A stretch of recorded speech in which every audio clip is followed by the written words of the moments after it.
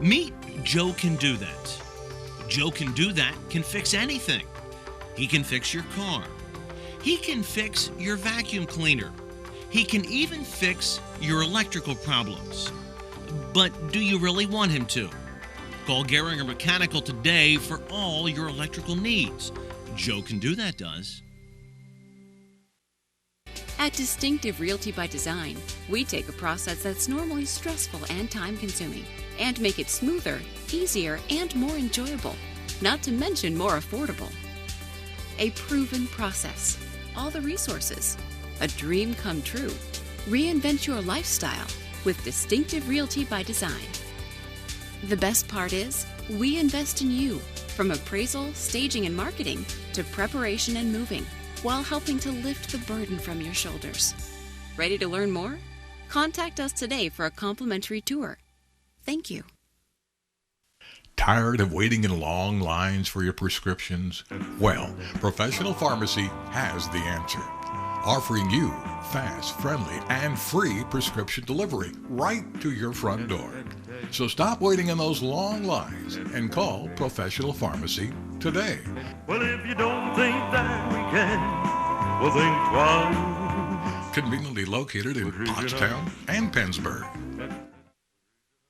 For more than 50 years, Pottstown Oral and Maxillofacial Surgery has served its community with expert dental care, offering patients dental implants and a full menu of procedures for many types of dental problems, including bone grafting, wisdom teeth, impacted canines, facial trauma, jaw surgery, oral pathology, TMJ disorders, and sleep apnea.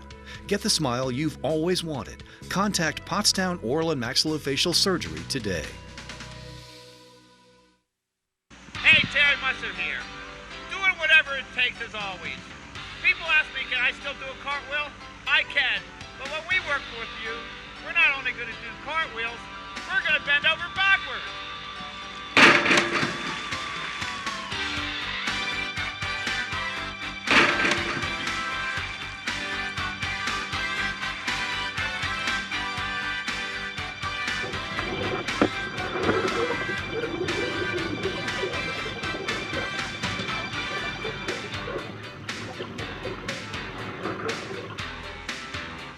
And as always, you have my personal guarantee. Call us.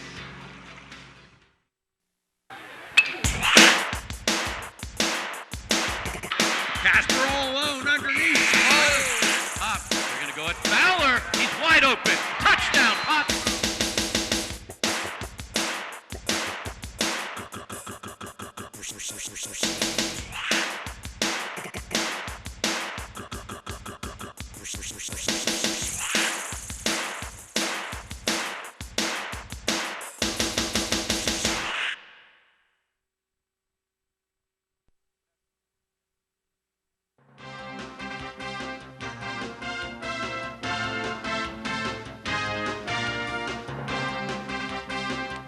PCTV Network and Sly Fox Breweries proudly present Sly Fox Cyclocross Bicycle Racing.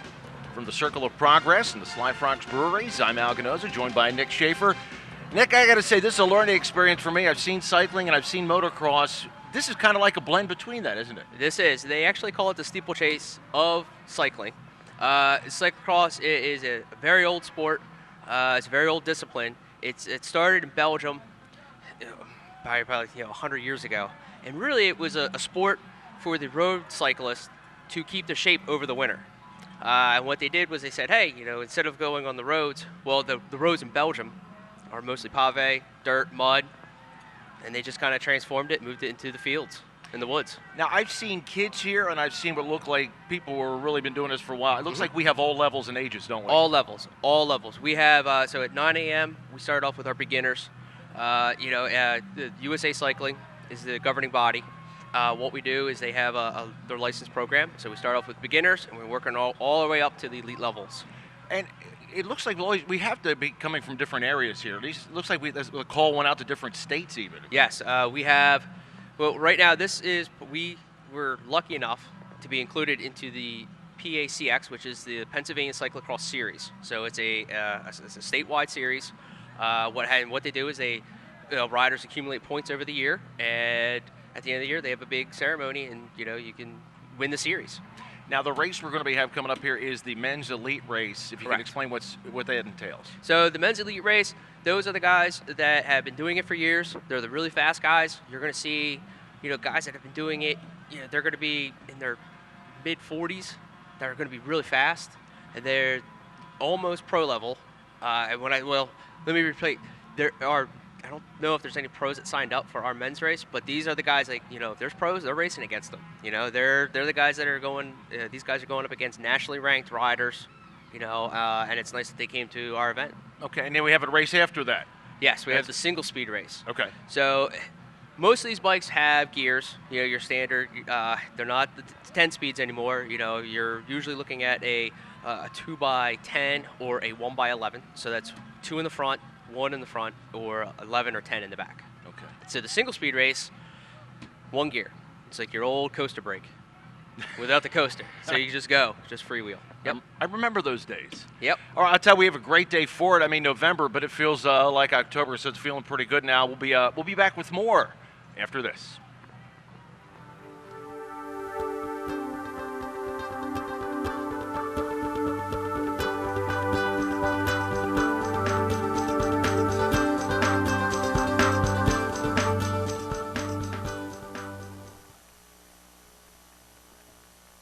As we get older, it's frustrating how ordinary household tasks become a real chore, even to the point where you worry that you might have to leave the comfort of your very own home. Worry no more. Traveling nurses are here for you, doing it all from helping around the house, monitoring medicine, even just being good company. Traveling nurses are ready to take it all on. From 2 hours a day to maybe 24 hours a day. We are there to make sure you can have your life back. Traveling nurses will do the traveling to keep you home. You want speed? You ain't seen nothing yet. Come join me, Larry Livers, at the 422 Complex Center, where we give meaning to the word speed.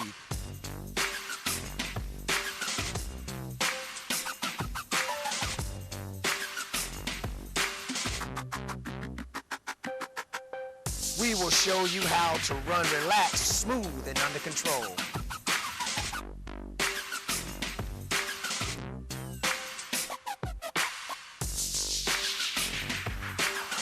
Turn not only your body, but your mind into a smooth working machine, fast enough for any sport.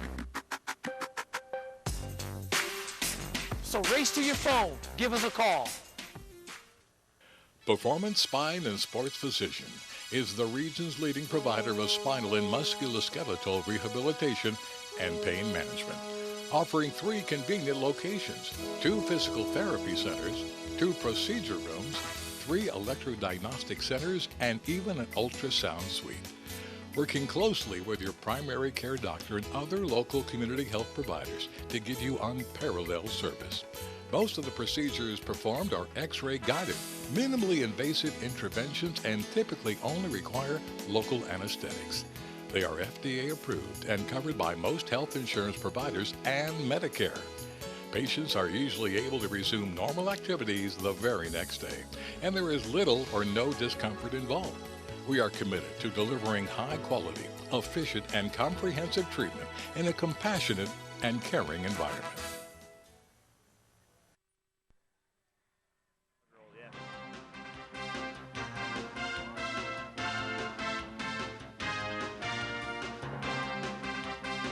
All right, everybody, Nick has gotten up. I got Pete Giannopoulos. He is the Assistant Operations Manager with Sly Fox Brewing Company.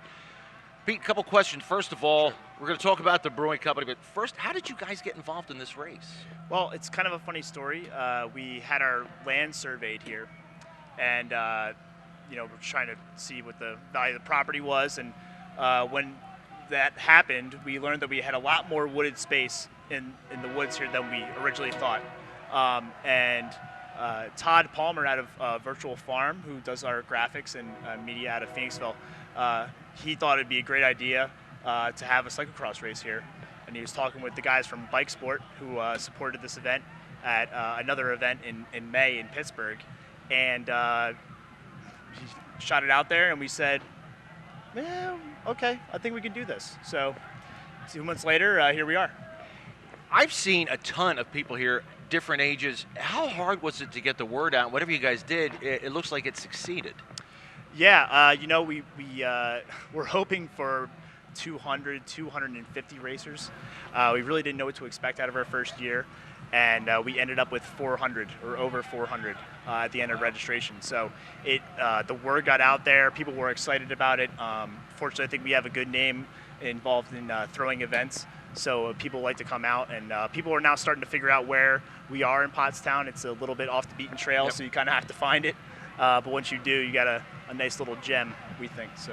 And I was asking you, I remember Sly Fox, the restaurant off of Lewis Road in Royersford, and I said, oh, they're not there anymore. And it's not like you guys closed down. You just moved, right? Yeah, basically the brewing operations were becoming so, we were growing at such a large rate that the brewery space out the back of the restaurant was just way too small. And, now we're having a 30,000 foot facility here in Pottstown, an amazing German brew house, and we're able to just be so much more efficient here, and we've been able to grow into 6 states, and including Washington, D.C. So It's been a lot of growth for us. We're looking at about 38% growth this year from last year. Wow, and you have the facility off of 113 too, right? That's correct. That's our original brew pub. My dad actually started that back in 1995, and it's just my family that owns the business, and it's still family owned and operated. I just started working here 9 months ago. So. And you guys probably, especially from Phoenixville, recognize the Giannopolis names. This is family run, and there's a lot of Giannopolises in the Phoenixville area, aren't there? Yeah, and pretty much all of them are affiliated with Sly Fox. So my grandparents and their 5 children that are the owners. So. Just for people who haven't seen this, if you could explain, we talked a little bit with Nick about it, but incorporating, what kind of riding is this? Like, it looks like motocross, but yet it's over a long distance. It's kind of it's a sport that was invented in Belgium. And it's kind of a hybrid between road and mountain biking, and it's put in that break in their 2 seasons. So bikers were looking for a way to keep training and keep in shape in between those 2 seasons, and they invented this crazy sport called cyclocross, where you have to jump off your bike and jump over obstacles and run up crazy cliffs. And we like associating our brand with a lot of cool and off the wall kind of sports and events and stuff, and we thought it is a perfect fit for Sly Fox. And you do have other events coming up? We do. Our biggest event of the year is the Bach Festival and goat races. And that one, we've had it in Phoenixville for 13 years, 14 years, I forget. And we actually outgrew, the event became so big that we outgrew our space there in the parking lot in front of the Kimberton location, and we decided, we have this big open field here and right next to the brewery. We have a decent sized parking lot. We think we can pack 5,000 people in here and have a good time watching some goats race and enjoy the German music and beers. So, one other question I have: it is just an absolutely perfect, gorgeous day, but I couldn't help but think, what happens if it was snowing today or raining? Would you still have gone on? What we hear about all these cyclocross racers is that they will come out rain, sleet, or snow. They are hardcore people. They love the mud. They love the snow. They love not being able to feel their hands at the end of a race. So, and fortunately, a lot of these fans follow this, and they race themselves. So we knew we were really focusing on registration, trying to get registration up. And once we knew that we far exceeded our goal, we were going to have a good event regardless of weather, and then fortunately it's just been amazing. So yeah, I actually thought it would have been cool if it would have been snowing too. I think would have added to it. It create quite the spectacle. All right, Pete, but in closing, you got to be happy with the turnout here and the way everything's worked out. Oh, very happy, especially for the first year. You never know what to expect with see a guy taking a spill here on the run up. Never know what to expect out of a first-year event, and we really are really thrilled about it. So, well, I'll tell you, everybody I've seen looks like they're just happy and enjoying themselves. Even they're in pain, maybe riding, but they look like they're having a good time. That's again, they want a course that is really hard to race and really grueling, but one that they want to talk about afterwards. And we've been hearing good feedback from the riders. So, it's been a really cool experience. Okay. All right, Pete, thank you, and we'll be back with more after this.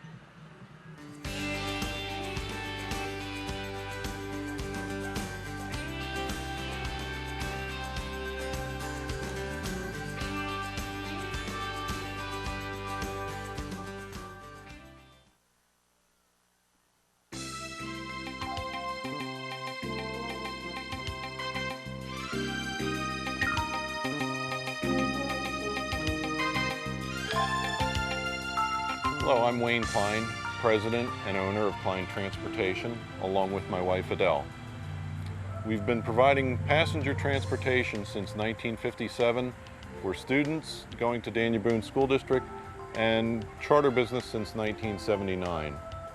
Allison, our daughter, is actually the representation of the 4th generation of the Klein family. We invite you to join us to go to many fun travel destinations. Our motto is half the fun is getting there. We are so proud of all of our staff of travel specialists. Whether you contact us by phone or online, we help you choose a Klein tour, a casino trip, or to schedule your transportation by motor coach or school bus. Let's step on board and choose our next destination.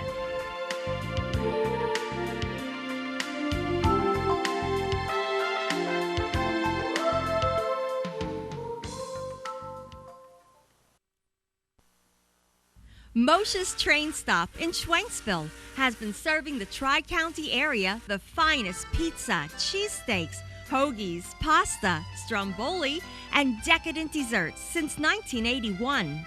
Stop in today and let our family serve your family. And remember that Moshe's can cater any of your party needs. Stop by our second location, Main Street Station, for a delicious breakfast, lunch, or ice cream. We're open year-round.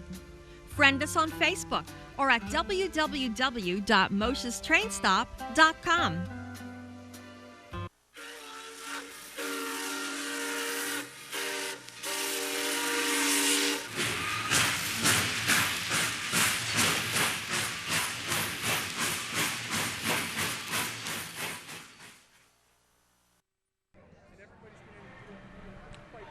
Yeah, and there we go. 25 riders getting set to start. Now, Nick, will they be pedaling uphill right away?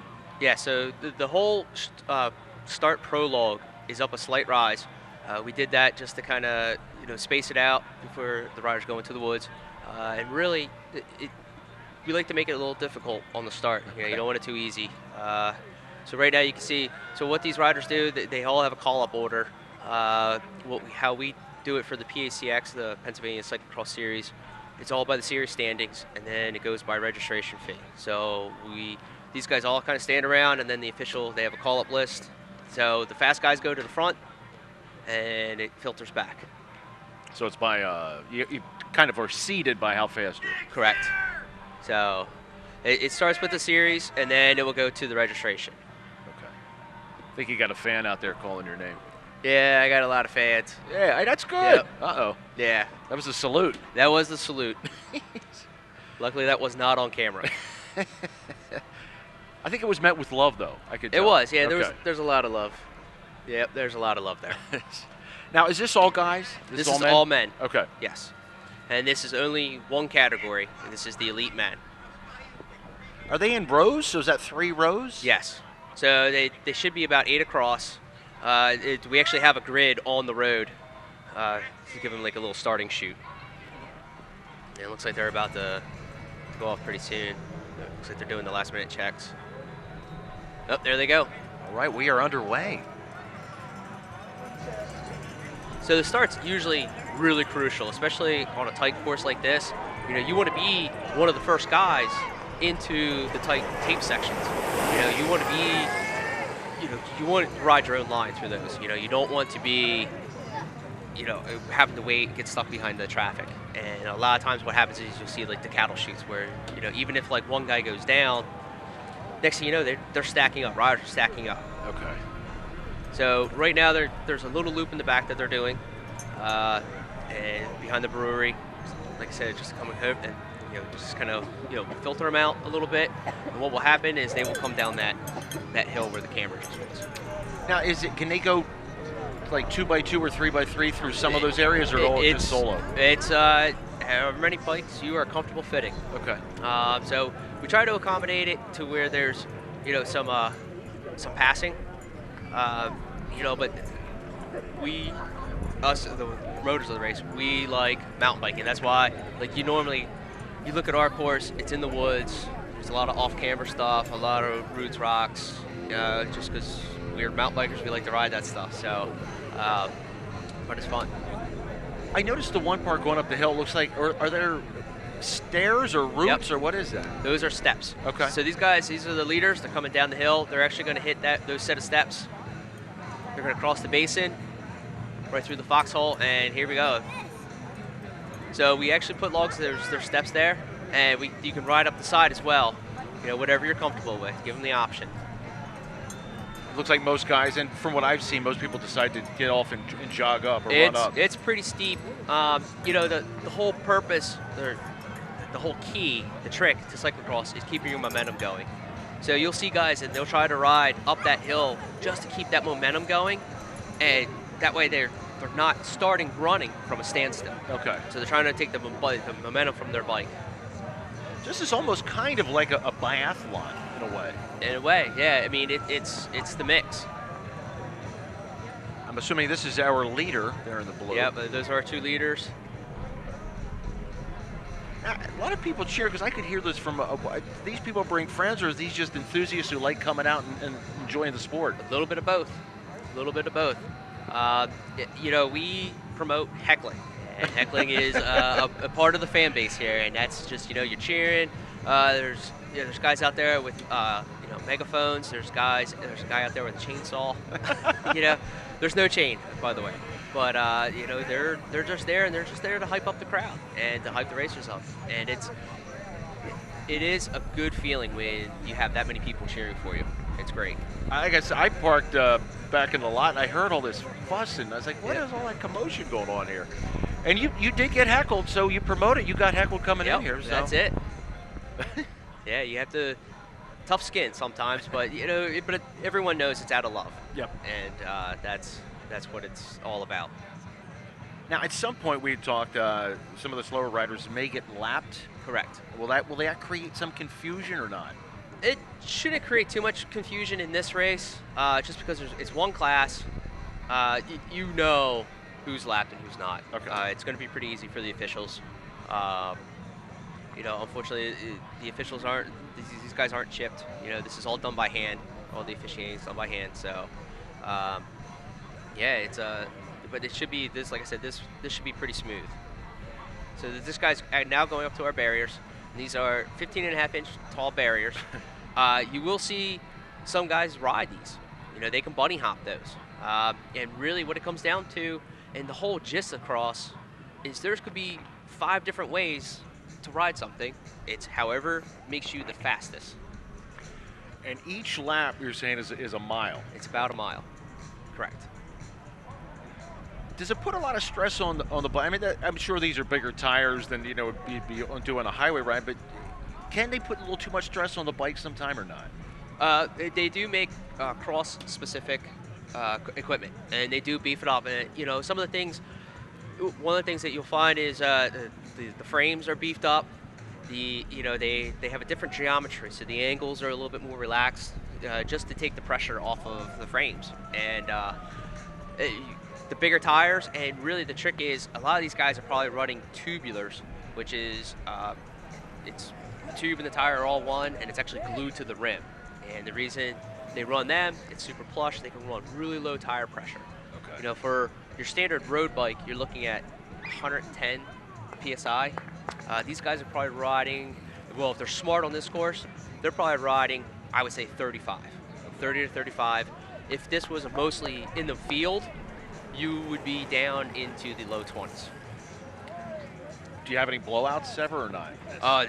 Today there's been a lot of flats. There have? Yep. Now, does that rule them out, or they have to repair it quick? So there is a pit area that the course goes by twice. And you can put one bike or set of wheels. These guys probably most likely all have pit bikes.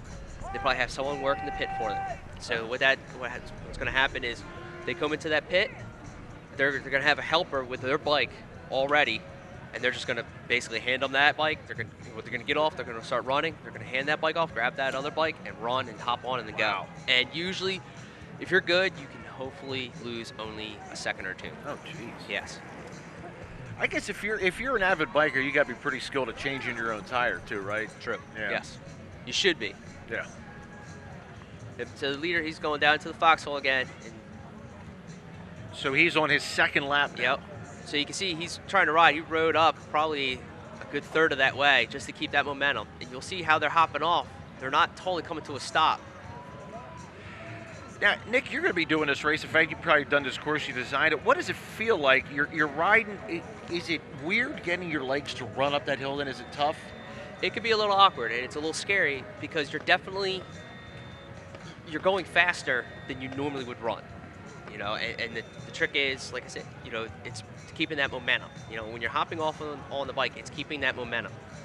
So at first, it can be very scary and it's very daunting, especially to new riders to cyclocross. And that's why, you know, in this early fall, before the season starts, as early as August, you will see clinics going on, skills clinics, where they'll do, you know, practice barriers, and they'll do, you know, we'll have like, you know, a small run up, you know, not as steep as the one today, but, you know, something just to get people in the motion of, you know, getting used to getting on the bike or getting off the bike, 2 steps, getting on the bike, you know, and just getting used to it.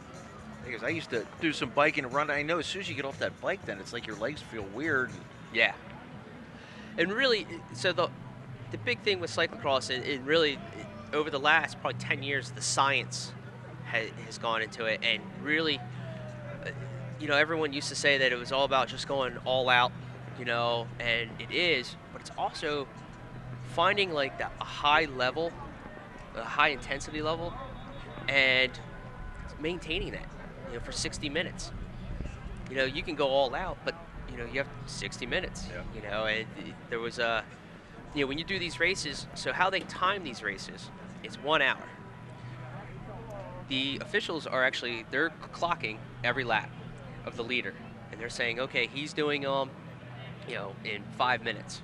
How many laps can we get in 5 minutes? Or how many 5-minute laps can we get in 1 hour? And then they'll base it off of that. So after, when they get about 3 or 4 laps in, they'll actually have a lap counter at the start-finish line, and it will count down the laps. Oh, so it's not preordained ahead of time. It's not preordained. The only thing is the time. So this race is going to last an hour. An hour. And the only thing up in here is how long they're going to go. How many laps. Yep. Very interesting. There might be some kids out there. It's like, hey man, I want to try this. What do you suggest? I suggest going to a local bike shop. You know, that's always a good shop will know how to get into the scene. And really, there are some local bike clubs that you can just do a Google search on them, and you know, you go out and you just ride with the guys. And what you'll do is, you know, what you'll find is there's different disciplines, and they will get used to, you know, once you get into that local group, you can say, hey, I'm interested in cyclocross, and they'll know somebody that races cross. Okay. Yep. And it looks to me like it would be an inviting group, an inclusive group, not people that would look down their nose at somebody starting new. Oh no, it's all about the community. It is one of the biggest communities around. When people race cross and they start racing cross, it definitely sucks them in. And that's why one of the things, Sly Fox, when they came to us and they asked us about the race, you know, they were like, hey, we think it's a good crowd and it'll be a good fit for our beer, our brand. So that's what we did. Hey, we'll be back with more right after this.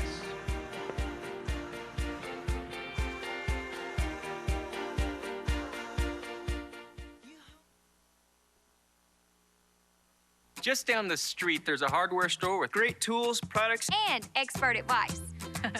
We've got everything you need. Because we know the community. And we know our customers.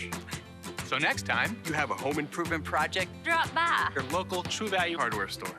True Value. Start right. Start here.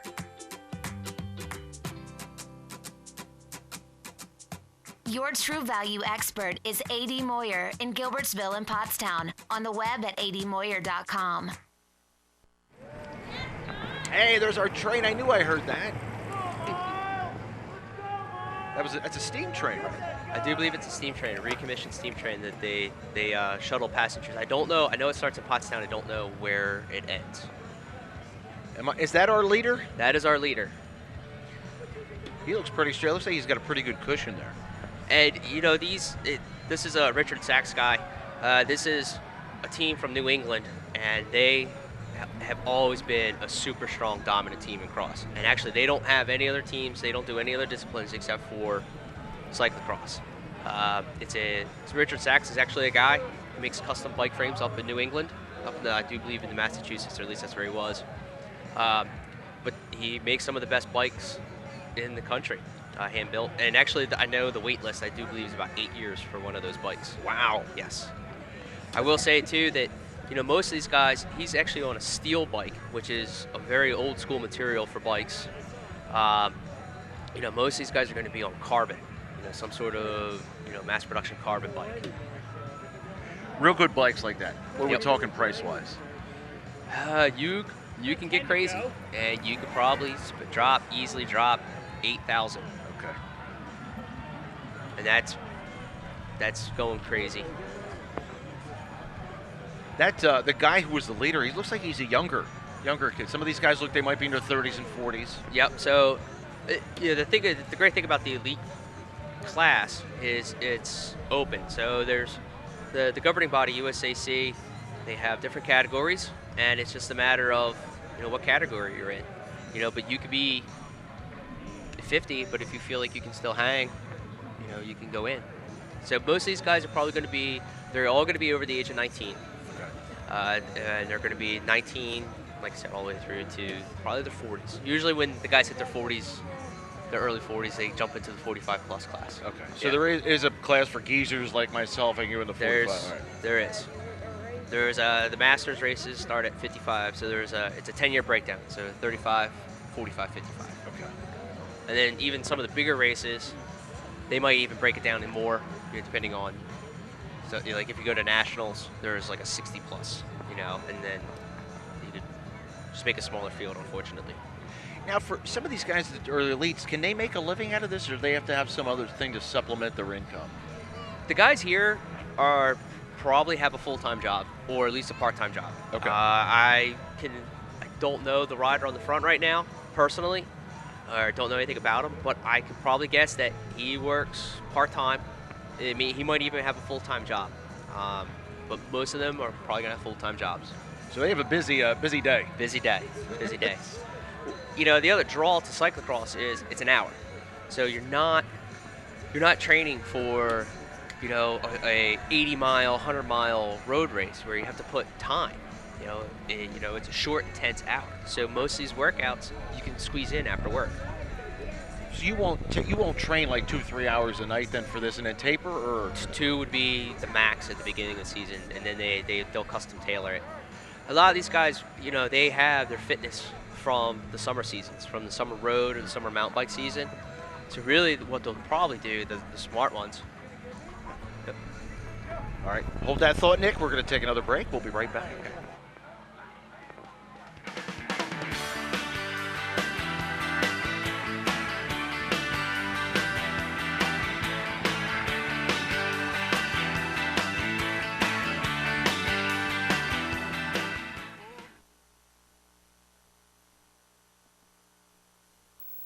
Who has the nation's best new vehicle lineup? Ford. Who has the area's premier sales and service team right here in Pottstown? John Kennedy. And who has time to save real money? You do. With over 60 years behind the John Kennedy name, customers now save time and money at John Kennedy Ford, Pottstown, located on Ridge Pike. Take the Saratoga exit off Route 422 and visit John Kennedy Ford, Pottstown. And here we are. Can we get a shot of the chainsaw? There's the chainsaw guy now. Is that for anybody who creates any problems? He's the discipline man, or what? So he is the top heckler in the country. Really? He is the top heckler in the country. We so over the summer we had our national mountain bike races, national mountain bike championship races up at Bear Creek. So right up the road, it was local, and we had what we called the heckle pit. And we probably had about 300 people cheering the racers on. And Mr. Donnie came up, Chainsaw Donnie came up with his chainsaw, and he just ran it, and he would chase the riders up the hill, like it was a little tough section. He actually got more publicity than some of the other areas that were like, they purposely put him in. Then he went up to a World Cup event up in New York, did such a great job that at one of the pro women offered to pay for him to go over to like Europe for a World Cup over there, to Wow. heckle over there, because they don't have any type of heckling like to that level.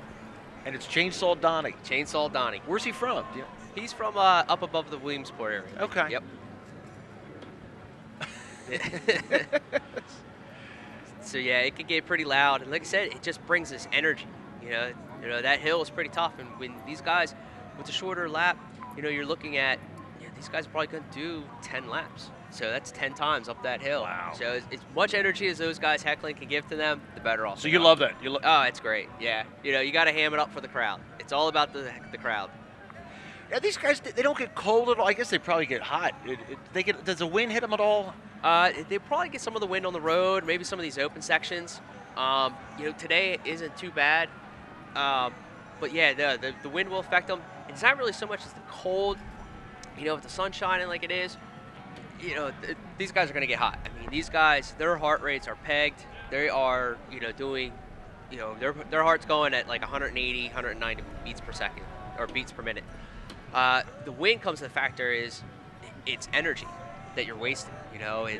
You're riding into a wall of wind, and it will slow you down. And, with the cross course, it's ever changing. It's not one direction, especially since this course zigzags like this. You could be getting a tailwind in one section, so it's pushing you, and then you turn the corner and boom, it's in your face. Yep. What are some of the thoughts that went into your mind when you designed this course? I'm sure you want to make it as diverse as possible. So I wanted to make it. There's a big push for going back to what's considered an old school course design. Something that's hard, a true cross course. The course is mostly through fields. We unfortunately didn't have enough field, so we were like, let's go in the woods. And we wanted to put some elements that are hard. When you look at the European races, they have different elements. It has everything, and that's what I tried to put in. The other thing that I tried to make it nice and flowy. Like there's a lot of turns, but the turns flow. If you hit them at exact speed, the right speed, you don't even have to use your brakes through some of those sections. And that's really what I was hoping for. It's just a nice flowy course. And the steps were already in there. You didn't have to put them in. We did everything. Oh, you put the steps in there? Those woods were woods. We spent about 2.5 months clearing all the trails out, clearing the brush out. We cleared everything. It was a lot of brush and a lot of trees. We probably cut down about 30 trees in there to make it safe. And then we put the steps in as another element. All right, we'll take another break. You're watching Racing on the PCTV Network, brought to you by Sly Fox Brewing Company.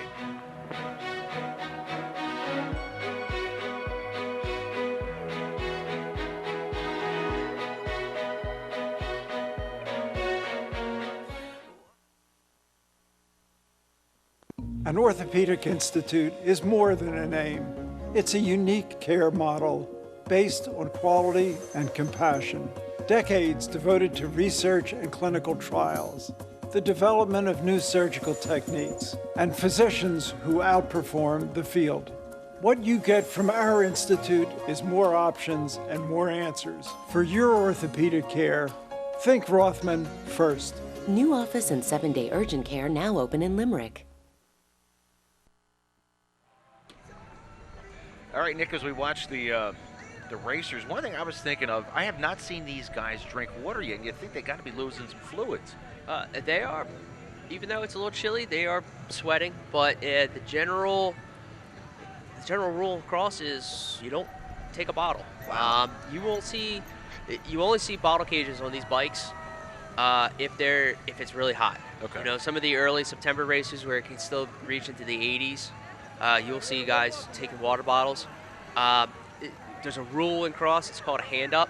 You are not allowed to take a hand up, so you can't have somebody feeding you unless the officials say it's really hot and we can't have that. If there's a fear of somebody dehydrating, then yes. So, yeah.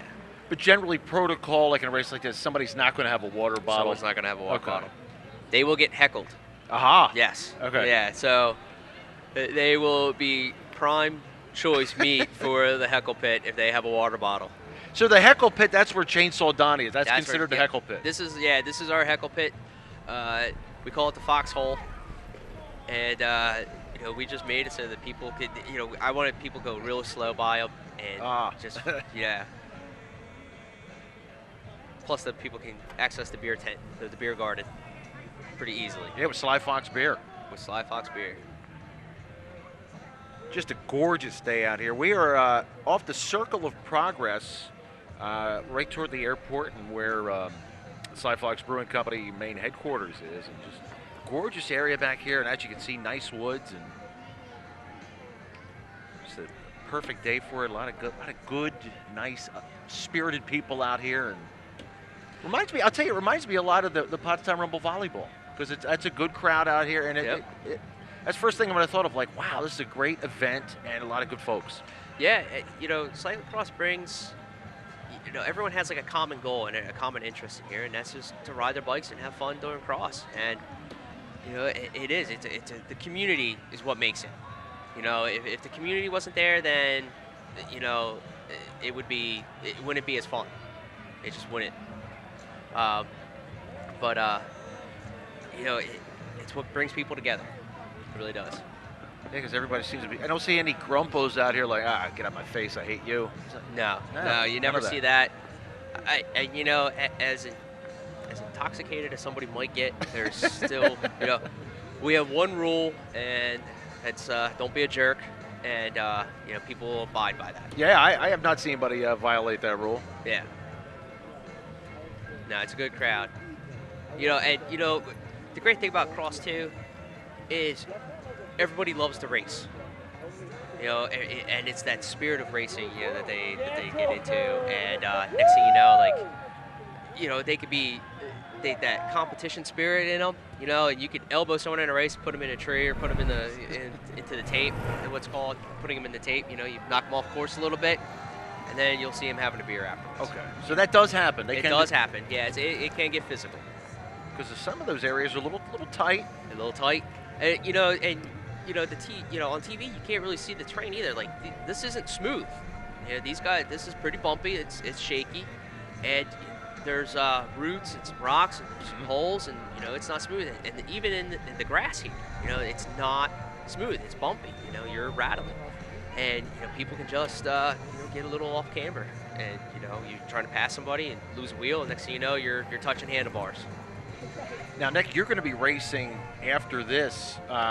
What is your process? Now, you're doing this. Are you going to like start hydrating then, or when you're done here, what are you going to do? I'm probably going to try to find my bike because I lost it earlier today. Okay, that's probably important. That's important, and I will probably just spin around a little bit and just roll with whatever I have. And you're not going to be changing clothes. You're wearing the suit and tie. I'm wearing the suit and tie. Well, I'm going to take the jacket off because I thought it was going to be chillier, so I bought a wool suit. So okay. I'm not going to race in that. Well, you're first of all, you're better dressed than I am. So my kudos there. I didn't see anybody else. Is anybody else doing the suit and tie? Yes, we have two of the other promoters are in a suit. Okay. Yep. And actually, one of the other gentlemen found a fox stole at the thrift store, so it was pretty fitting for the Sly Fox race. All right. All right, we're going to take another break, but stay with us. Yep. Much more to go. Hold on one second. Maddie.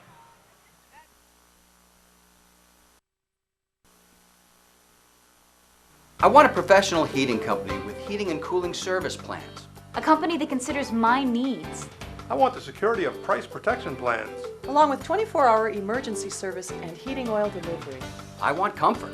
I want Ohlert Brothers. Ohlert Brothers, still family and still local. Ask about our America-friendly and environment-friendly agri-fuels, bioheat, and biodiesel. When it comes to heating and the environment, there's only one choice. Thanks, Ohlert Brothers. All right, so we are almost at the halfway point, and they have established how far they go. So we have 7 laps to go. We have 7 laps to go. Now, so 7 more times up that hill. So 7 more miles for these guys to go. Yep. This is obviously not a 7-mile flat road race, so it's definitely probably a little more grueling. Is it almost as grueling as if you were doing the Tour de France or not? Or is that? It's a different kind of. It's a different monster. It's this I would say it's physical, you know, because you're taking the bumps. You're taking, you know, you have to learn how to ride a bike. You know, you're going uphill, and it's not sustained. You're not, it's not a sustained climb. That's, the same gradient for 25 miles. It's, you're quick sprint up, quick sprint down, around, and you gotta, you gotta hop on your brakes to get around the corner, and then you gotta get on the pedals again, and reaccelerate. And that's where, when the lead guys, they're looking really smooth, because what they're doing is they're taking like all their momentum, they're learning how to do the smooth lines, and that's it. They're just staying smooth. And then that makes them faster through the course. I see different people do different ways. Some guys will sling the bike on their back. Some will walk it up a side and some put it on their shoulder. So it's all what you're comfortable with. For a big run up like this, I was actually more comfortable slinging it over my shoulder. Some of the ones that are mostly grass that are rideable, if this was a little bit shorter, you probably see guys riding it. If it wasn't as steep, I used to like to do the not carry the bike, but I would let it on the ground and roll with it and actually kind of lean on it and, take the little bit of a break. That's what I would do. That's exactly what I did.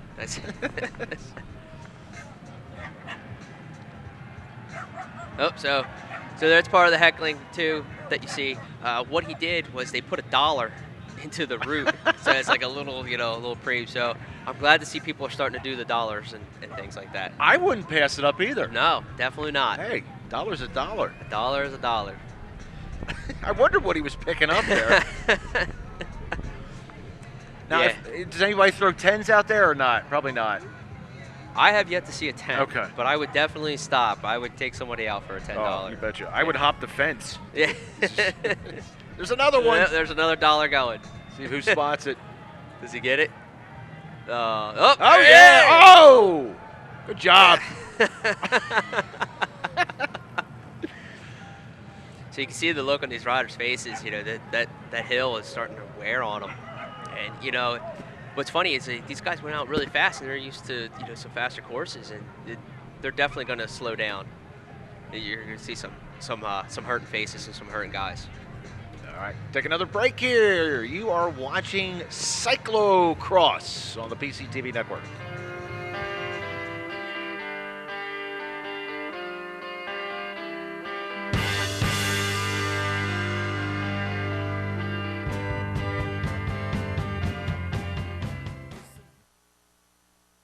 Is pain or injury preventing you from doing what you love? Let ATI Physical Therapy, the largest provider of sports medicine services in the country, get you back in the action.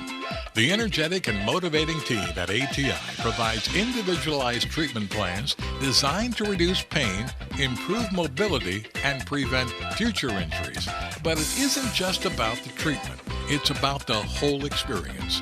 From the first greeting to the final celebratory high five, ATI's friendly team is determined to make every visit the highlight of your day. So what are you waiting for? Come on in to our clinic in Royersford for a complimentary injury assessment, or ask your doc to send you to ATI Physical Therapy and get back in the game of life. Now, these guys could probably use some of that physical therapy when they're done. They are definitely going to, I bet you they're going to take a couple of days off, and they will definitely be getting a massage and seeing their chiropractor come Tuesday or Wednesday. What's the sorest part? Is it your butt from hitting all those bumps, your muscles, your knees, what? It's actually, for cross, it's the lower back. Because it's the vibration, your lower back takes a beating. And the bumpier it is, the harder the back gets hit.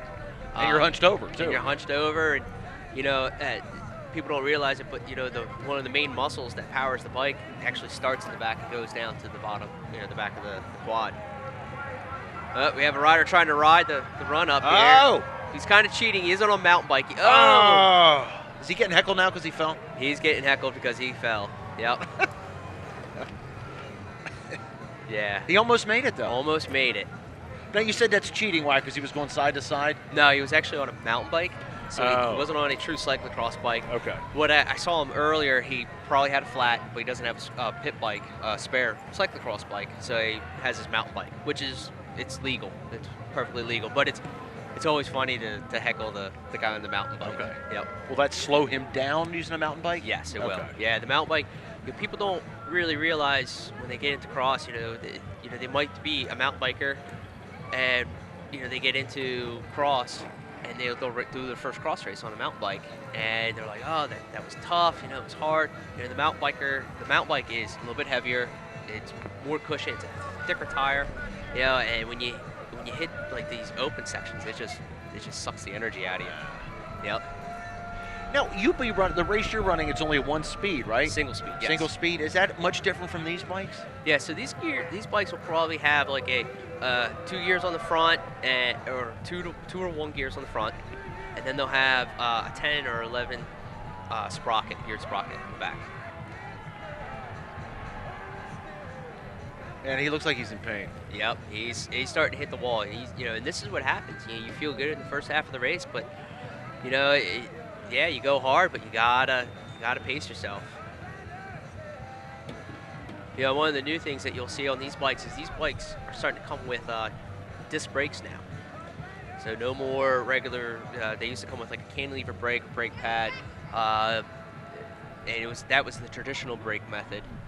Now they're coming out with disc brakes, and it's changing the game. It's really revolutionized it, and it still hasn't taken full effect. But the guys that do have it, the control that they have, they say it's 10 times better. Oh, yep.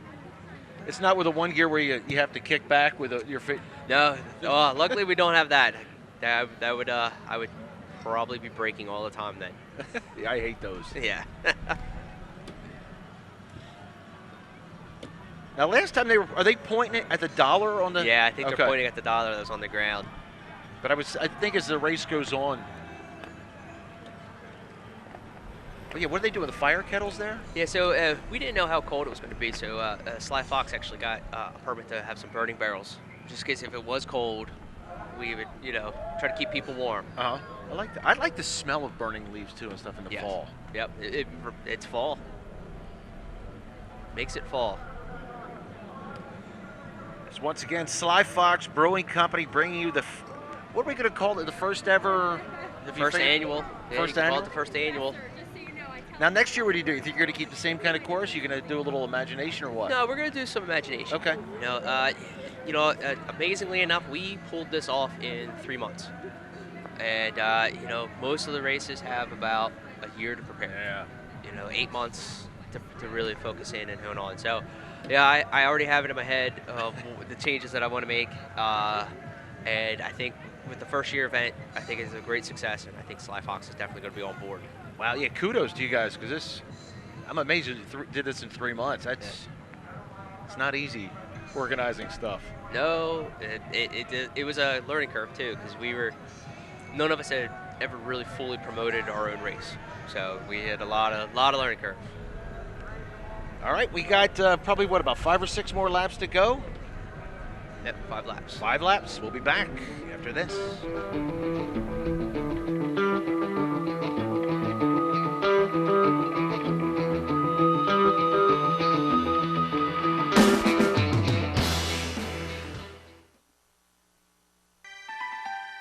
Open now since 2011, Royersford Veterinary Hospital is a full-service small animal hospital treating dogs, cats, and small mammals.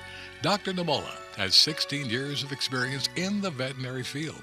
Royersford Veterinary Hospital offers preventive care examinations, vaccinations, and parasite prevention for patients through all life stages, from pediatric care to geriatric screening. The hospital has a fully equipped laboratory, radiology, sterile surgery, and dental equipment for all your pet's medical and surgical needs. For the feline patients, the hospital offers a feline-friendly atmosphere and a feline-exclusive boarding suite. Dr. Namola and her knowledgeable caring staff can answer all your questions about proper health care. Stop on by the hospital anytime to meet the staff or tour the facility. Royersford Veterinary Hospital wants to be your other family doctor. And welcome back to some of the riders. 25 riders started this race. Is this the men's elite? This is the men's elite. This is the cream of the crop of the day. There's the heckle pit, and for those of you who just joined us, that is Chainsaw Dottie there in the orange jumpsuit. Looks like he'd be ready to pick up trash on the roadside at some point after that. Probably, yeah. That's a fair assessment on that. Yeah. So now you're starting to see, what the course is doing. It's really split apart the race, and like I said, these riders are definitely good. The more and more they ride, the more and more they're going to feel it. Once again, Nick was saying they go for an hour, and as they do it, then they figure out how many laps they're going to do. And we have not seen the lead. The guy who was leading seemed to have a comfortable cushion. Is that him? I think that might be the second place guy. Okay. Uh-oh. Yeah, the mountain bike guy tried it again. And he got the raspberry too. He got the old Bronx cheer. It's just so cool the way it goes through the mountains like this, or through the not the mountains.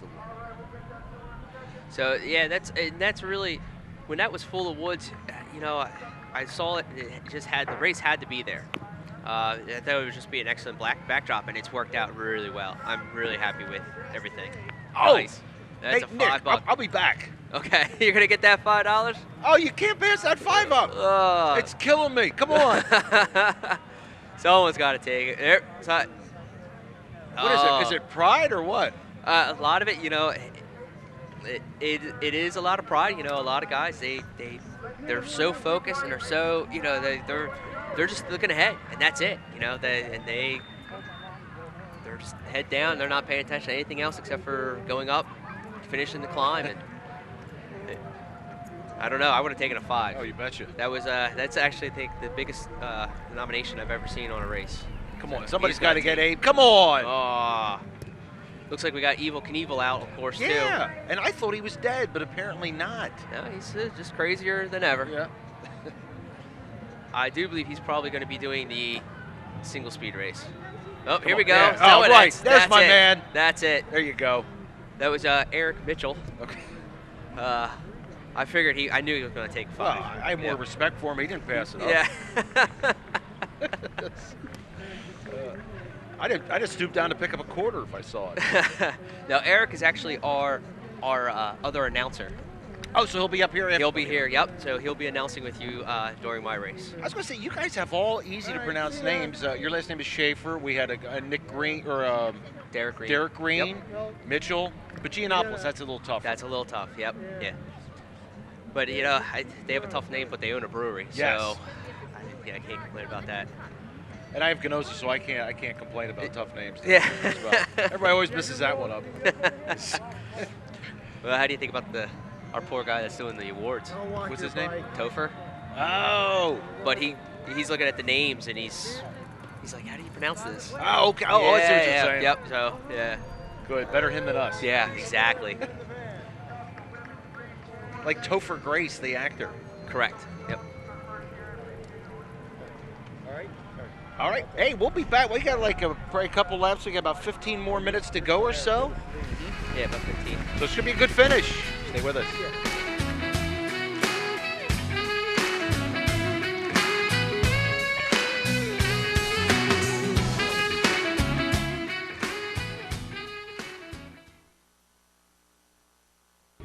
Yakalak Construction, serving the Tri-County area since 1946. Family owned, free estimates, all types of concrete work, sidewalks, foundations, steps, curbs, and more.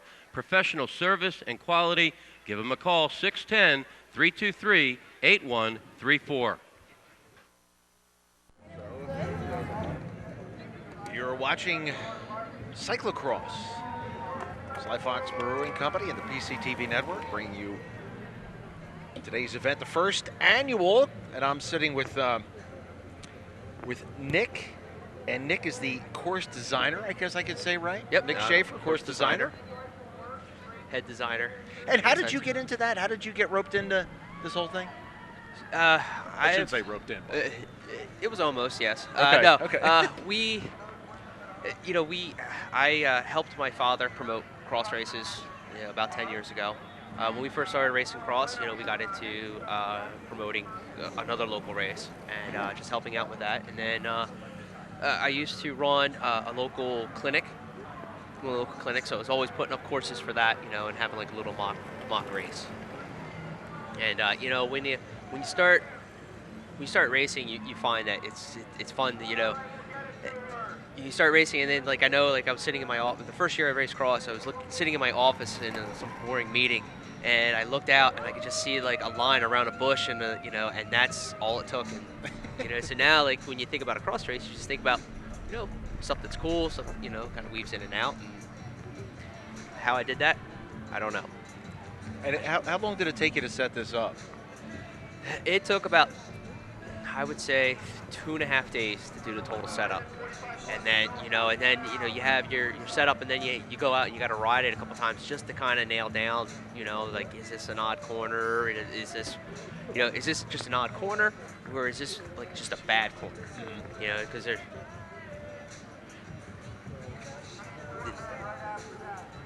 You said, is this part inspired by the banks or? Banks? Oh, I wish. Yeah. No, these are generous hecklers that are donating the cash. Aha. Yeah, that is very, and the 5 spot. Yeah.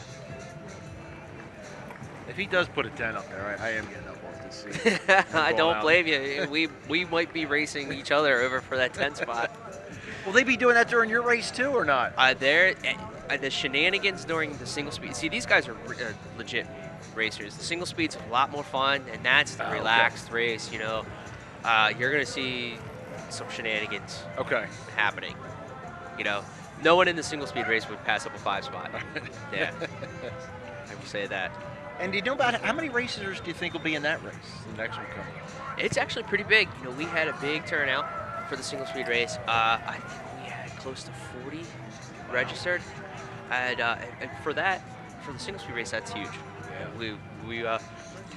But we were really affiliated with the single speed cyclocross scene in the area. Last year, we helped promote the Single Speed Cross Worlds, which is it's an unsanctioned event, and it's a big fun event. And we had people coming from, actually we had all over the country. We had a couple guys from Belgium, a couple guys from France come over, and we all participated in Philly, and we made a big 3-day event out of it, like a big group ride and everything. So it's a little bit different, but same, it's cyclocross, so they still race on the cross course. We just added other events throughout the weekend, other than the day of race. But I got to recommend the Sly Fox Pale Ale. I've had that. They do a very nice job on that, as they do with all the brews. I haven't had one yet that I don't like. Me neither. Yeah. And I can say that because they're sponsoring it, right? They're sponsoring it. Yeah. Yep. And like I said, they were the ones that came to us. They wanted to bring an event here. They thought that the people, the bike crowd and the Sly Fox crowd could mingle, and they certainly do, and we appreciate their generosity. Well, I'll say kudos to both you guys, because the way it just came off, I'm amazed it came off so quickly in the first time. I'm enjoying the heck out of this. It's been a really smooth day, and I couldn't ask for anything much better. Still back to 1s. Yeah, I guess spoiled now. Yeah, I guess he ran out of 5s. He only had 1 5. Unless he accidentally pulled the 5 out. Yeah. Luckily, it wasn't a 50. And then, yeah, I think I'd have cried if I'd hand out a 50 by mistake. But you can see he was tucking $1 into his shorts after grabbing it. Nobody else wants it now. Yeah, no one's gonna have that $1. So there's our leader. Oh, okay, yep. So they get back on our leader, and he's still looking pretty fresh. Yeah. Oh, is that somebody pursuing, or that might be a lap? That is a lapped rider. Okay. Yep. So he still has a nice little cushion. I think we got about 10 more minutes left of racing. Yeah, I see 3 laps to go. The lap cards. That will be about a little over 10 minutes about. Now, what does he get for the prize? What was that was one of the things that we really wanted to focus on, and so they're going to get cash. Okay. So they're going to get some top 5. Everyone's going to get cash. Obviously, the winner's going to get more, and then he's going to get a sweet belt buckle. I think he's going to get our medals. We actually have stainless steel pint glasses, or I guess. They're called tumblers, that we have laser etched with first place, second place with the logo. Oh, cool! So he's gonna walk out pretty well, and I think he's gonna get a custom-made belt buckle as well. There can only be one first champion. Only one first champion. You see the crowd hanging in there. Starting to feel a little chillier now since it's getting darker a little bit. Yeah, Still, they might be heading over to those burning barrels. Yep, the crowd's starting to get around that burning barrel. And once again, we had starting at 9 o'clock, right? Different aged riders. Different categories, different ages. All the ability to go through. If you see a rider, he's going into the pit now. So if he has a spare bike, he'll probably grab that. If he doesn't, his day is done. Okay. What do you think happened? Maybe he blew a tire or what? He may have blown a tire. Anything could happen. More than likely, he blew a tire. Can you sustain an injury maybe and lose? Does that happen? You can. I mean, there's a possibility for anything. These riders, they're going out. And I've seen some bad wrecks today, and luckily nobody was hurt. We tried to make the course as safe as possible, but there's always the chance. Yeah. Generally in cycling, the brakes that you see are collarbones going over the handlebars. Okay. But that's pretty much, I've been riding for 20 years, and wait a minute, I gotta find some wood here. Yeah, knock on wood. Yeah, I'll help you. Okay. Yeah, I have been fortunate not to sustain that, but you can get some pretty serious injuries. Yeah, you see that in all kinds of, even in the Tour de France, you see wipeouts. Yeah. And but the good thing, generally in cross, yes, you're going fast, but if you fall, you're falling in soft dirt. I mean that dirt on that run up is soft, and you can see the ruts on that run up there, or that ride up. The rider's tires are just going right into that, and that also is sucking energy. That is, the softer it is, the harder it is to push through. Plus they're wearing down the grass there, stuff. Yes, they are. Yeah, cyclocross is one of those few sports where you can actually go and ride this course 2 weeks after, and actually we'll probably see this next spring. Really? Yeah. But Sly Fox was gracious enough to still let us do it, so. What did they say? Is this just normally grass? Do they use this for anything, or? Yes, this is their event field. So they so one of the tougher parts about designing this course was they have a big event called Can Jam. It's a game that they have, it's a frisbee game, and they had a huge tournament where I think they had the numbers. I think they had close to almost 2,000, 3,000 people here. Wow. Massive amounts of people. Talking to John, the owner, he was very adamant that that's going to be their event field. They want to bring events, they want to bring people here and enjoy the property. Well, it is a nice property out here too. I didn't even realize it was back here. And that was one of the things that we really wanted to push for is getting it out. There's so many riders that will go for a bike ride and like to stop and have a beer mid-ride, and so we told them this place, and now since we started, we've seen more riders actually coming here and taking a break, and it's nice to see. And so is this your buddy who's going to be riding with the mink? Yes. Okay. Yep. Somebody just make it. What? Somebody make it. Is that Ronald McDonald back there? That is a Ronald McDonald. So one of the things that we like to have cross weird. And a gentleman, a friend of ours, is a biologist, and he actually found that in a swamp somewhere in middle of nowhere, Pennsylvania. The Ronald McDonald. The Ronald McDonald. So he was like, "Hey, do you mind if we bring the Ronald McDonald?" I was like, "No, bring it." Yep, there he is. And the guy that was one of the organizers, one of your partners? Yes. Okay. And he'll be racing in the next race? Yes, he's going to be racing in the next race with me. I think we just saw the leader there. 2 laps? 2 laps to go. He looks like he's pretty well in command. Yeah, I think he's pretty much summed this up. So unless something catastrophic happens, he can blow a tire, he crashes, he should take it. So now what he's doing is he's not going as hard. He's not taking the risk in the corners. He's like, you know what? I can go a little slower. I have that cushion. I can be safe. I don't have to, to pin it down the downhill. I can take it safe. And really conserve the energy. Because what's going to happen is even if he conserves and the guy behind him catches him, he's conserving energy. The other guy's expelling energy. Yeah. So it's just that. And that's one of those things too about cross. It's where do you push it? Where do you yeah, I can waste a little bit of energy, get around this guy in this corner, but then all of a sudden we hit this, this straightaway, and he's better at the straightaway. And that's what happens. It becomes a really fun game like that. And when you get riding with these guys, you'll know, like, oh, this guy can't do this, but I can do that, and I'm slower here, I'm better here.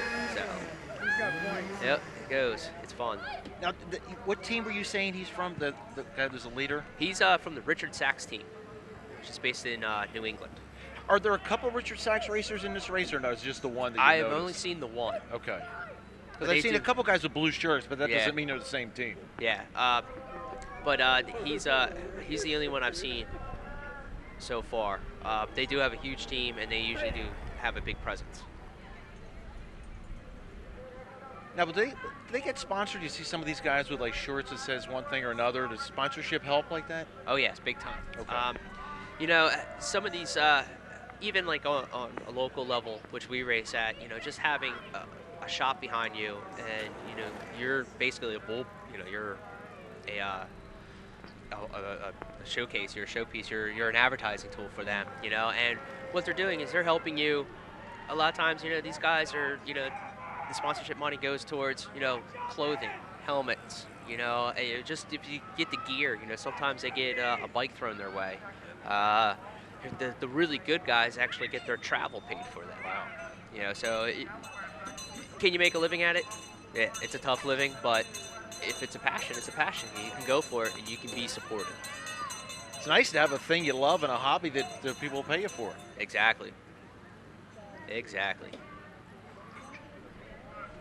Hey, once again, great job on the heckle pit there and the steps. Thank you. Yeah, what's funny is people say, "Oh, you put those steps in." That took us only about an hour to do, and it looks like that was like the most work, but everything turned out really great, and I'm really happy with it. I have no complaints. No complaints here. So are we coming? Well, the next time, what are we at now? One more lap? Is he going to be finishing soon? Yeah, he should be finishing soon. He probably just started, so he's probably going to be finishing within the next 5-6 minutes. And then what you'll see is the riders, slowly, trickle through. They usually, you're talking about like an 8-minute or so difference. Okay. After, Oh, there goes Evel Hey, Knievel. Knievel. Hope he's not leaving. Oh no, he's sticking around. Okay. I know he's sticking around. He better stick around. Yeah. He's probably looking for something to jump over. Probably. So we're approaching the end of the men's elite race here. The first annual cyclocross, Sly Fox Brewing Company. Now, what is your group called? Do you have your group? We are Team Bike Sport. Team Bike Sport, okay. Yep, and we ride for the Bike Sport, which is a bicycle shop in Trapp, Pennsylvania. And we are a local mountain bike club. Okay. We do have some people that do race cross, but we're generally mountain bike. The cross fits for this venue, though. I think it really does, and I think it's works well with the brewery and everything. And that was actually one of the funny things. A lot of the people, they're like, oh, they go and they pre-ride the course.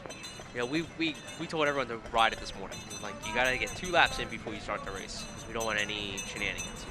Yeah. And a couple guys actually came up to me, they're like, yeah, we know this was designed by a mountain biker. I'm like, well, yeah, sorry, deal with it. Yeah, But, they liked it, and actually we've gotten a lot of positive feedback, and that, to me, that was the best, the positive feedback that we've been getting. And especially for a first-year event, we had no idea how it was going to happen. And, can't be more tickled. So now you can see that's our leader, and he's not even really running up that run-up. He's in cruise mode. Some of these guys, too, I'm impressed. They're smiling. This is a leader here, right? Or no? no? I think he's second place. Okay. It was the gentleman in the orange, that guy. Oh, that guy. Orange and Okay, white that black, guy. Yes. Yeah, so he's looking across. He was just looking across to see where the second place guy was, see if he can, spot where the people behind him were. And that's one of the tricks too that people use. You can view the course. You know that. Oh well, that's about 10 seconds. So you're like, okay, you can kind of judge about how far away somebody is by looking at them, where they're at the course. What time did the guys come out here this morning? Were they out pretty early? The racers? Yeah. They were coming in right around 7:30. Okay. We actually had the course open for pre-riding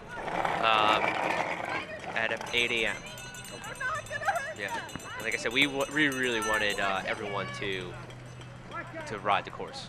You know, we were like, ride the course, get it going, and wanted everyone to dial it in. Now, was she just giving the bell for the bell lap there? Yep, that's the bell lap. That's 1 lap to go. That is a happy sound when you're racing your bike. I can imagine. There is nothing sweeter than that bell. So if we see the orange shirt coming up, that will be your That's winner. it. Yep. So these guys are now they're fighting because they know that the leader's coming up quick, and so they don't want to get lapped. So everyone finishes on the same lap. So if you get lapped by the leader, you finish on his lap. Okay. So if he does 10 laps and you get lapped, you do 9. Okay. Yep. They don't say, "Hey, the leader did. This guy did 10, so you're going to do 10." So everyone finishes. So the guys at the end, they know, hey, I'm getting down to 1 lap. I know he's breathing down my neck. I'm going to push it a little bit just to get that extra lap out. Because nobody wants to be the lapped rider. Okay. And I think in a race like this, there might even probably be guys that were double lapped. Wow. Yes. Now, is that him there? No, I don't think that's him. That looks like a local team, Bicycle Therapy. Okay. Yes, that's out of Philadelphia. So do you have a lot of teams? Do you have anybody just comes in here as like a lone wolf, or is a lot of these guys at this level team riders? Funny you say that. There's actually a rider who rides for Lone Wolf Cycling. Okay. Which is it's an upstart. They only started making clothing probably about 5 years ago. Okay. And it's a local place. Actually, the guy in the orange helmet that's coming up. Oh, Lone Wolf. Lone Wolf. Yep, that's the Lone Wolf kits. You can actually buy those online. I'm not going to plug them, but I already did. Oops. Oh. But they are great guys out of Philly. You know, a small company. It's just 3 guys right now, and they make great stuff. So it's kind of funny you said Lone Wolf. Must have been mental telepathy. Yep. Did we just miss was that the winner who crossed? May have. I am trying to look across to see if I can see him coming up. He did. He's riding back to the parking lot here. So, Okay. So he is done. So now everyone else is done. Wow, he looked pretty strong. He led pretty much wire to wire. All right. Hey, if I don't see you, Nick, good luck in your race. Good. Thank you. We'll be watching you. Oh, yes, you will. And don't pass up those 5s. All right? Oh, dude, 5s, 10s, 1s. No, I'll bring you a couple. Thank you. Yeah, I'll share. All right, we'll be right back.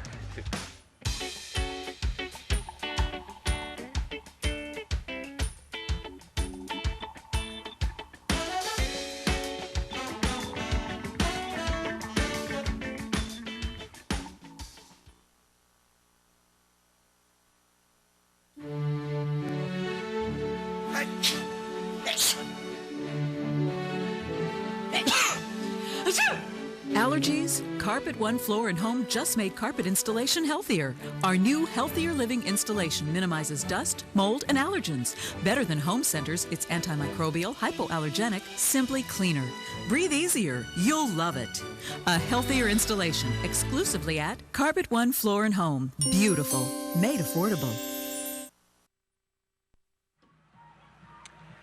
Welcome back, everybody. I'm here with Eric Mitchell. We're going to get to the race in a second. But first, Eric, how do you feel? I'm tired. So you just finished the race. Yep.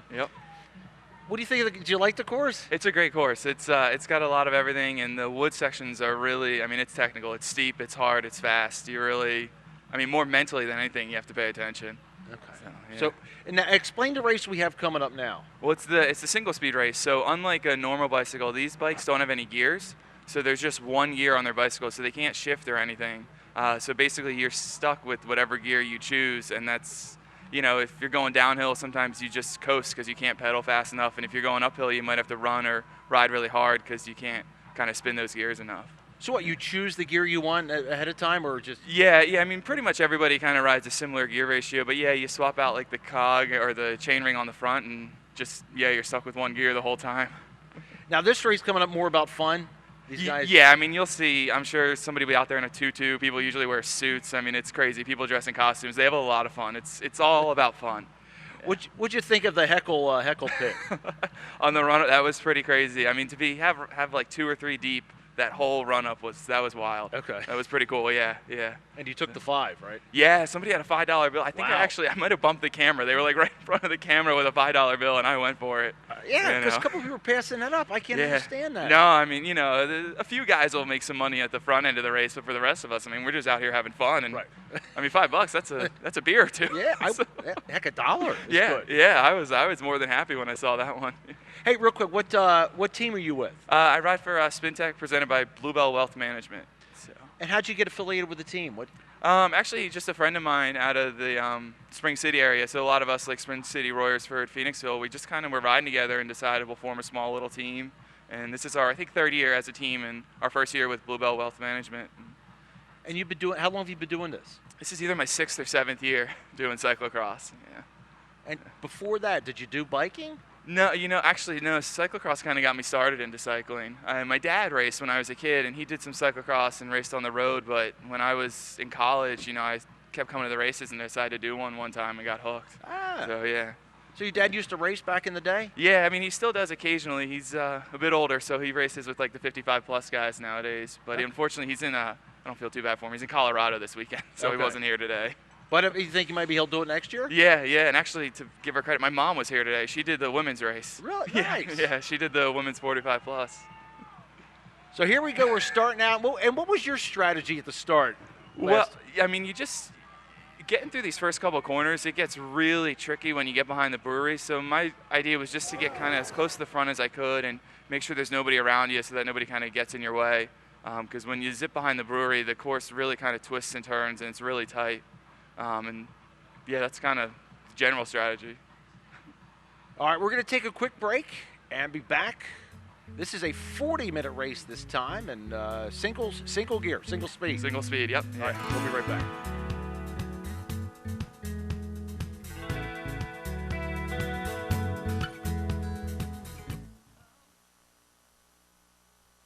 Score with big savings at Saratoga Thriftway. Our large selection of food, drinks, and household items at great prices keep you coming back. Stop by the deli and order big party platters so you can be fully prepared for the big game. As always, our friendly staff and fast checkout will make your shopping experience quick and enjoyable. Saratoga Thriftway is celebrating our 14th anniversary of serving the Tri-County area, so stop by and check us out so we can check you out.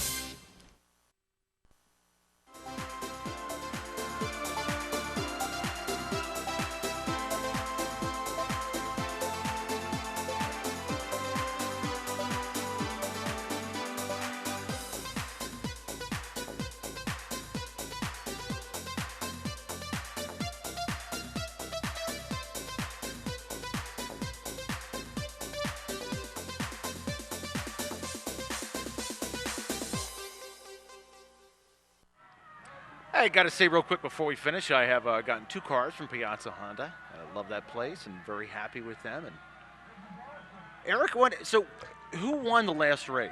Dan Chabanoff, he's a rider out of New York City. He looked like he was pretty strong. Yeah, I mean, he's raced national level races in the United States this year and done quite well. So he's a very strong rider and obviously kind of made the trip down here for some fun and kind of take it a little bit easier than some of the bigger national races, but obviously he's a fast guy. Oh, he looked good. Yeah.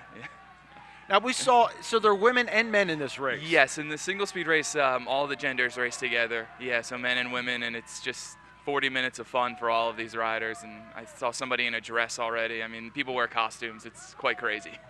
Now, will men wear dresses too, or will there be, or not? Or is it usually just women wearing the dresses?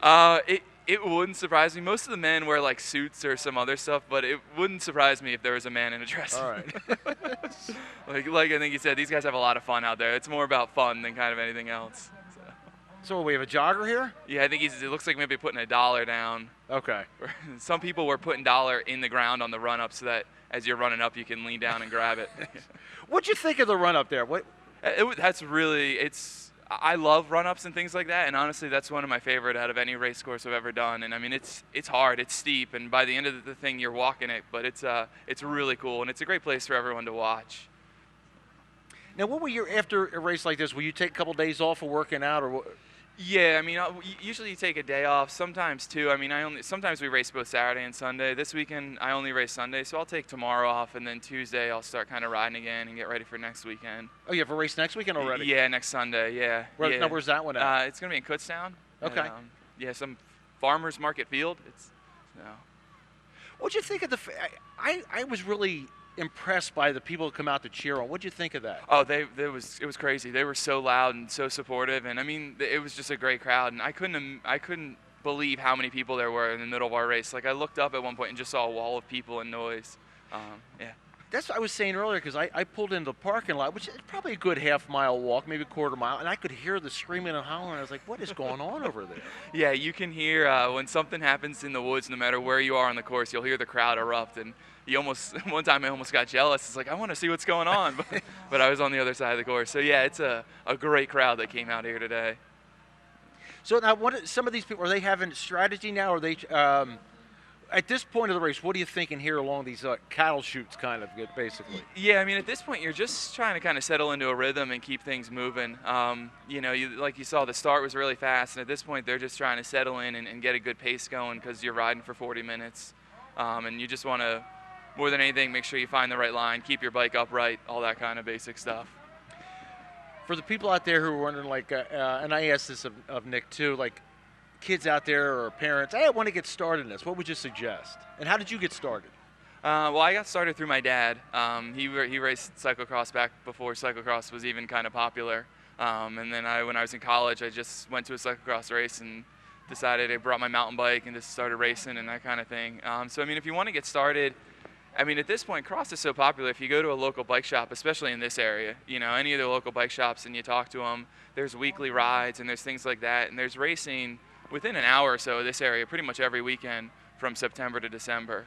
Is it a good group? Like somebody say, hey, I don't want to start and have people look down on me because I'm not that good? Oh, yeah, it's perfect. I tell people all the time, it's even the racers, when you're getting passed by another racer, they're supportive. Keep it going, do a good job. I mean, it's such like a community out there. Everyone's super supportive, and you can get started. Some of these guys, I think the guy in the lead has a very fancy bike, but I mean, people are out there on mountain bikes. Like you can do cyclocross on any type of bike you have, so it's a great way to get started. So you could use a mountain bike if you had to? Yeah, absolutely. Yeah, it's just mountain bikes are heavier and a little slower, and especially like that run up, carrying a big heavy mountain bike, that's gonna wear you down. Well, that's what we noticed on the first race. There was one guy in a mountain bike, and Nick was saying maybe he lost his first bike and he had problems with it. Yeah, there was actually. Yeah, so I think one of the riders damaged his bike, so he went to get his spare bike out of the pit, and it was a mountain bike. Okay. So yeah.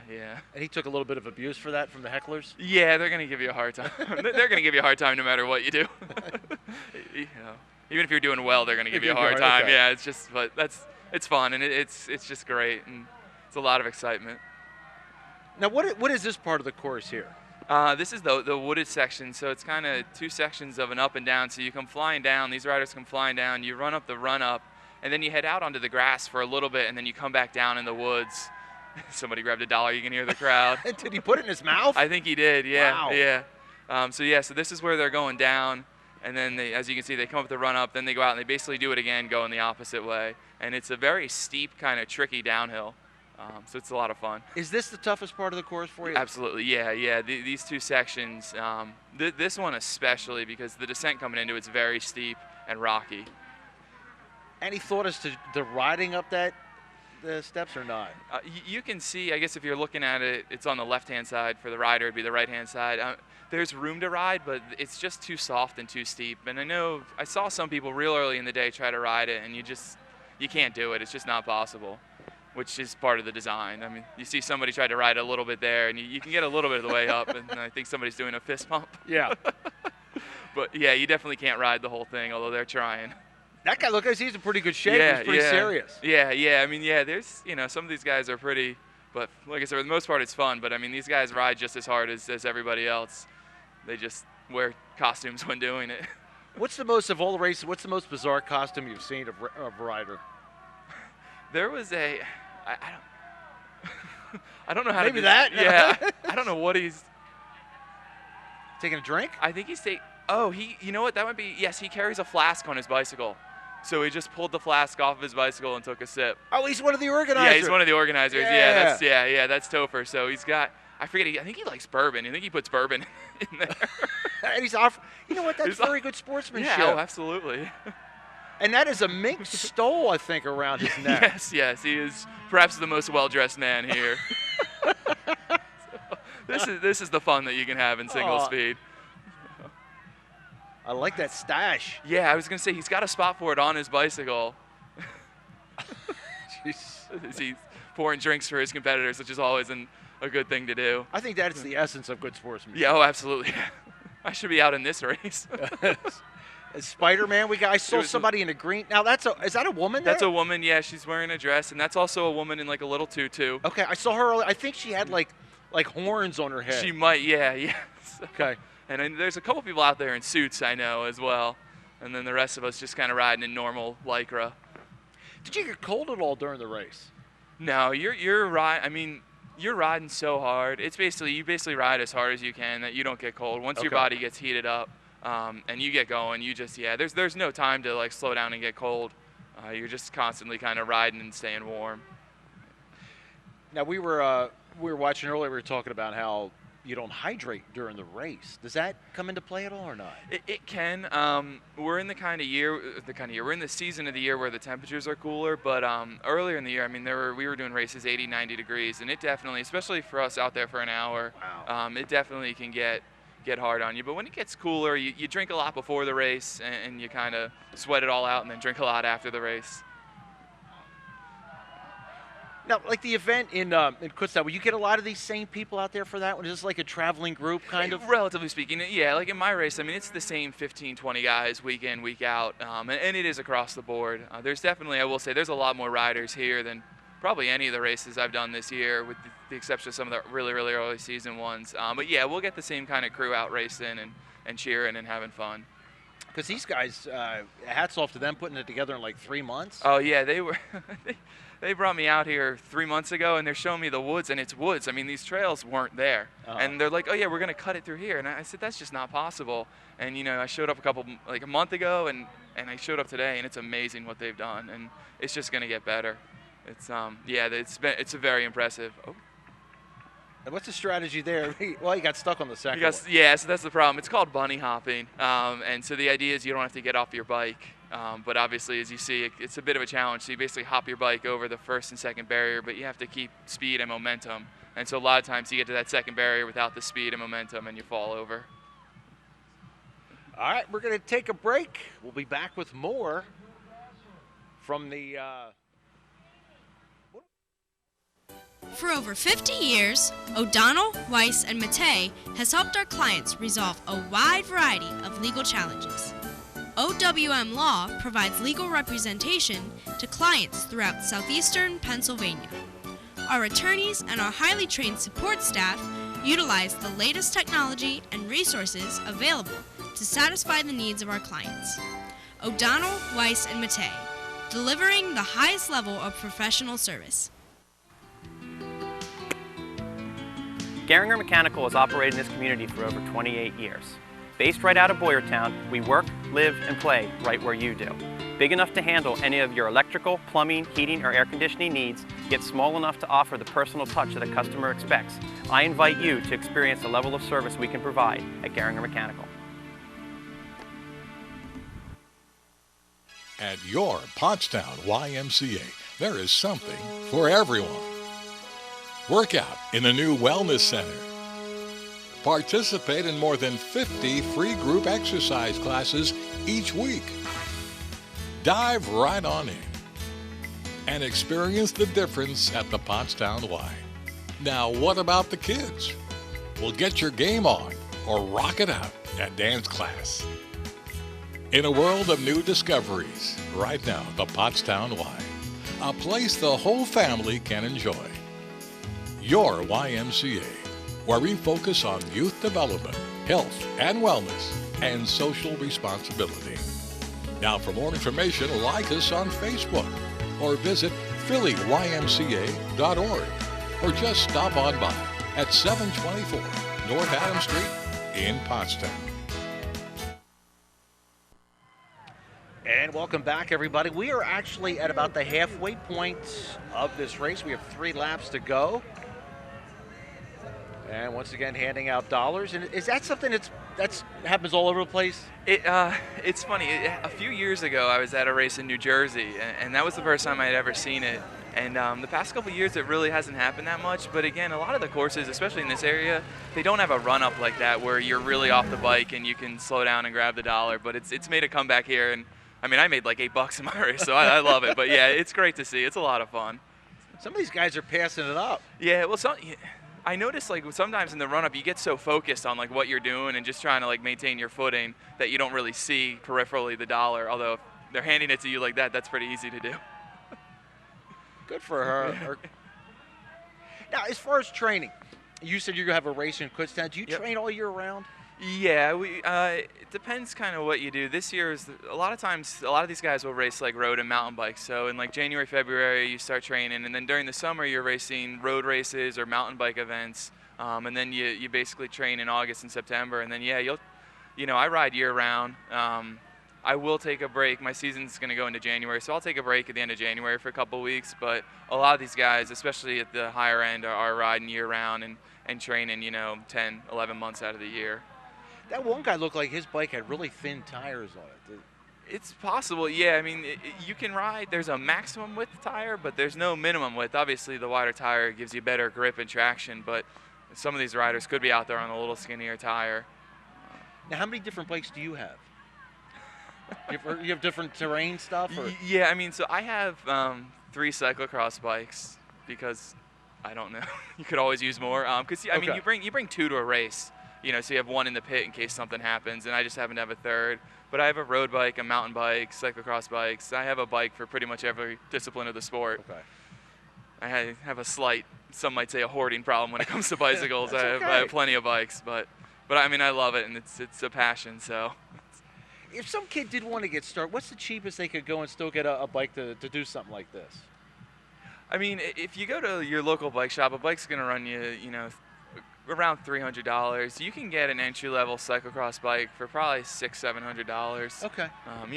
But again, I mean, if you're just getting started, I would ride the bike you have. If you have a mountain bike or something, ride that and see if you like it, and then invest the money. But it is a little bit of investment at the start, and then obviously, as with anything, you can spend more money than you'd probably like to think about on bicycles and equipment. It's just like a hobby, right? Yeah. Oh, absolutely. Yeah.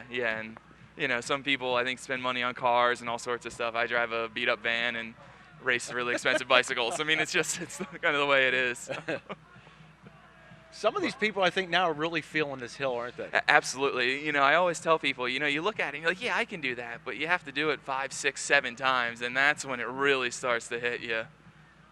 I mean, at this point, you're basically kind of walking, just trying to get up it, because it is very steep. I have not seen Chainsaw Donnie lately. Did he? No, I heard him during the previous race, but I have not seen or heard him, unless he's hiding somewhere. He's planning his next attack. Yeah, it was pretty wild. Early on, when there weren't as many people, he was able to run the run up with the chainsaw going. It was quite a spectacle to see. Uh-oh. That's what happens when you try to hop the barriers and don't quite make it. You can go tumbling. It looks like the guy behind him might have. And we're back with our. I think he's got a beer this time. So he's going to be sharing that. Yeah. Oh, good. We have a replay here. Well, not good for the tumbler. No. So he got his. Oh, okay. So he got his front wheel over. Yeah, but he didn't get his back wheel over, and that's. Again, that's kind of the risk-reward system. That's the risk you take when you do something like that. Down goes Frazier, but at least he got up. Yeah, absolutely. It's I always tell people it's kind of surprising. You're not going that fast in these races, so when you fall over, now in the woods it's going to hurt a little bit. When you're on grass and stuff, it actually doesn't hurt that bad. Not that you want to fall over, but if you do, it's not as bad as falling on asphalt or concrete. Once again, definitely the most sportsmanlike of the riders. The man with the mink stole. Yeah, one of the organizers here today. There he is. He's out having a good time, and that's a flask down there on his bicycle, and he's got the John DeBello mustache. Yeah. He's got a great mustache. He's got the curly ends and everything on it. Oh, this is so much fun. This is my first time out. Well, first time for anybody out here at this, but first time at an event like this, and I'm really impressed. Yeah, this is a first-year event, and they have done an amazing job. When I showed up this morning, I got here at 7:30 this morning, and I was blown away already with just everything. They pay every little detail they took care of, and I mean, it's a great event, and obviously Sly Fox is a huge part of it, and they're behind it, and it's a lot of fun. And we're at a brewery, so I don't know how you can go wrong. Exactly. They put out a good product. We're down to two laps left. What'd you think? It looked like there were a lot of kids out here too. Yeah, the kids race was really popular, and there was a young kid high-fiving me on one of the corners. Every lap he would try to high-five the riders, and so it's great for them to come out here and see it, and hopefully a couple of them get inspired and get involved. But yeah, it's a great, cyclocross is very family friendly. You know, obviously we have a little bit of beer and fun, but it's a very family friendly sport. Yeah, what Nick was saying, the one rule is don't be a jerk. Yeah, that's pretty much the only rule we have is don't be a jerk, and you'll do fine. And like I said, I mean everybody tends to be very friendly. There's very few of them out there, so that's a good thing. I say, my main impression here, it seemed like everybody I ran into was smiling. Whether they're watching or riding, everybody seems to be smiling. Maybe not going up the hill necessarily. Well, I think you're grimacing at pain, but yeah, I mean it's just cyclocross in general, and the people just a lot of fun, and everyone's having a good time, and I am not sure what that was. That's what I was going to ask you. The man in green. Yeah, it looked like it might have been like even a mask and everything, like a full green kind of suit. Is that Aquaman? No, I don't think. No. He's going to be out of his element. There's not a lot of water around here. No.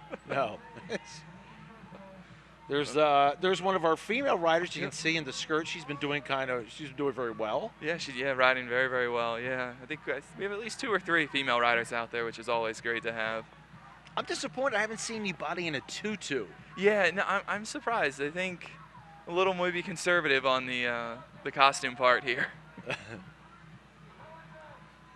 So now how late in the season will you race? Well, you're going to go to Kutztown next weekend. Yeah, I mean I have. I'm racing through kind of mid-December, and then I'll make the decision. The national championships are in early January, so if I do that, I'll race through January. Otherwise, I'll kind of call it a day at the end of December.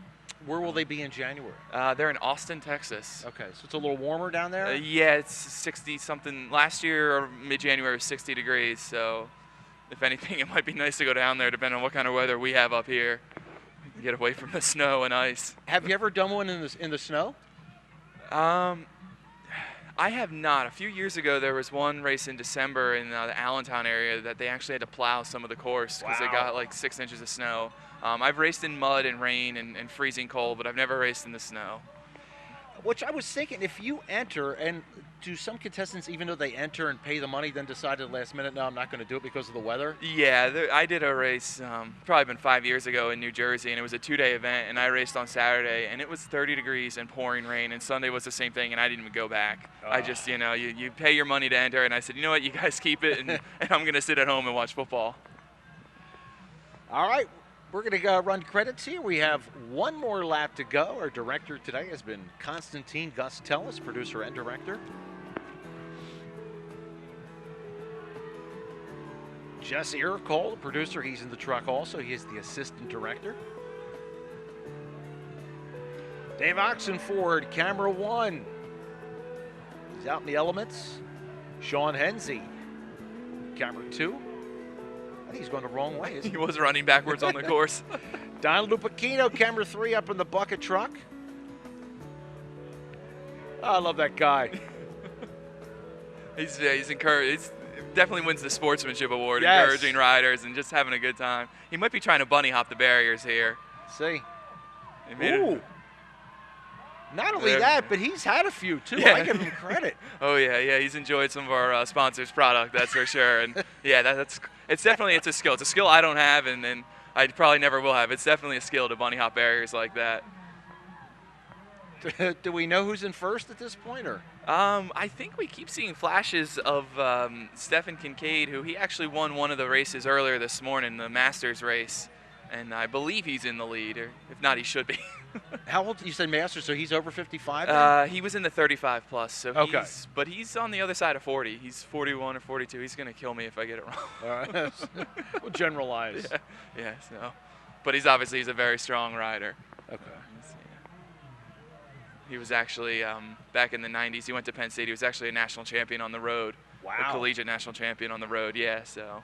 Wow. He's just one of those guys who's just fast. Does he have the big legs?